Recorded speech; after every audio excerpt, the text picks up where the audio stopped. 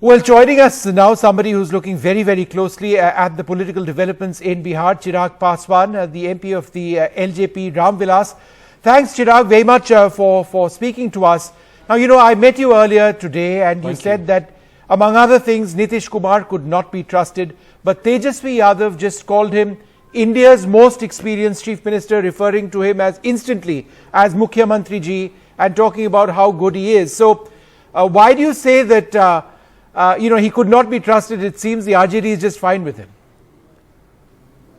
Well, I think, bhai, we should just forget and ignore what they say about each other now, because we have heard n number of statements and the kind of language that they have used against each other, because Mukhyamantri ji has been the part of all the possible parties, all the possible alliance in Bihar. He's been with Mahagathbandhan, been with NDA, back to Mahagathbandhan. So he has tried and tested all. So at times, there are people who have praised him. The minute when he leave this alliance again, which I know he will eventually. So the same Tejashwi ji will be using some other language for him, which he did in 2017 when he left Mahagathbandhan and Nitish ji came to this. Why do you say he's going to? He doesn't. Eventually he will, because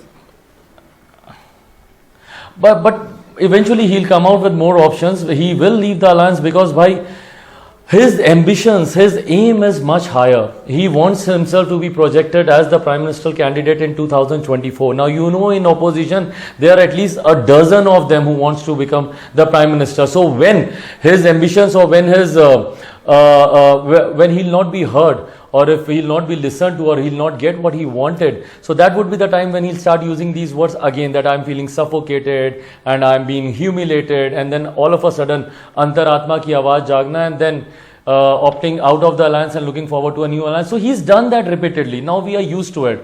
We're seeing this happening for the past 8 years, back to back, one after the other. You know, he's changing his alliance for his own convenience. Okay. So it will happen again very soon. Chirag, today you accuse Nitish Kumar of betraying people in Bihar.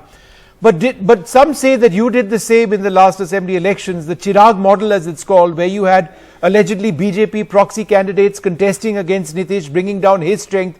So who betrayed who? In politics, it seems in Bihar, everybody is betraying somebody else. The allegation is that you betrayed him in the past. I would have betrayed if I would have done this without letting or without telling anyone. I announced it from the rooftop, not literally, but I held a press conference and everything, and I announced it that I'll be contesting alone. And I said that because I don't believe in the policies or the Nitis of Mukhyamantri Nitish Kumar, I don't trust that Sat Nishchay can bring any good to my state. So that's why I'll be fielding all my candidates against him, because I personally feel and I believe that it's because of Nitish Kumar ji, my state couldn't develop in the past 15 years. He's going to be almost chief minister almost for 2 decades now, in 1 or 2 years. So in these 2 decades, what has he done for my state? So I don't believe that he's got a vision. I don't believe that he's got fresh ideas for the development of my state. Is the reason why I announced it. I said this on record that I'll be fielding all my candidates against Janata Dal United, and with utmost humility I accept that yes, I am responsible for his downfall. I am responsible for reducing his position from number 1 to number 3 and making more than 50% of his candidates lose the election. You don't regret that at all? Why do I regret it, bhai? I mean, I am contesting against him. So what else do you believe? What else do you think that contesting against him yet supporting him? That's not possible, right? Okay. I am contesting against him with an agenda to make him lose, and I succeeded. Now, let's just dwell on the word betrayal, since we've been talking about that. Now, you know more than possibly anybody else what it feels like to be betrayed politically by people in your own party. So why criticize Nitish Kumar when he says that the BJP were out to betray him and his party? Sorry, your voice cracked, bhai, in between. I couldn't get the question. No, can you hear me now? Yeah. No, so I'll repeat that. Let's talk a little bit about betrayal. You know what it feels like to be betrayed politically. People in your own party have betrayed you in the past. Why criticize Nitish Kumar when he says that the BJP were out to get him and his party? No, I'm not criticizing him. That's absolutely fine. If he thinks that Bharatiya Janata Party has betrayed him, all I'm saying that he should have gone for a fresh mandate rather than making these jod tod ki sarkare, because the mandate that he got in 2020 was for NDA, and my Mukhyamantri is doing this repeatedly. In 2014 the mandate was for Mahagathbandhan. Eventually he went with NDA and the Sarkar was with NDA. This time the mandate was for NDA, and now he'll be forming the government with Mahagathbandhan people.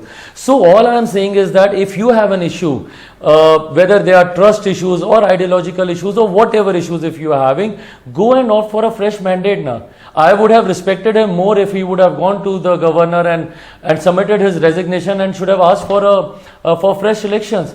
I'll ask Mamahim Rajyapal that he should seriously consider this. Rather than making these jod tod ki sarkar, there should be a fresh mandate, because this is not what the people of Bihar selected as their government or as a chief minister.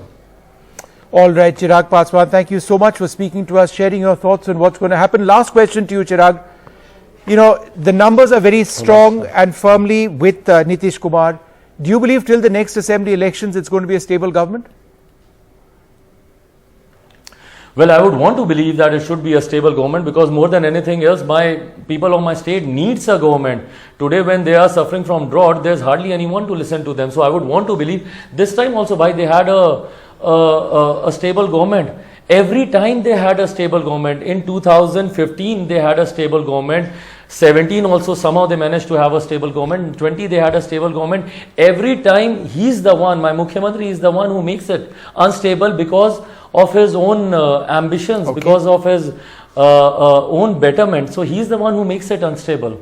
Well, he said that perhaps his government was being made unstable by the BJP. We'll leave it as it is. Chirag, it's always wonderful speaking to you. Thank you so much for joining us on NDTV. Thank you, bhai. Thank you. Namaskar.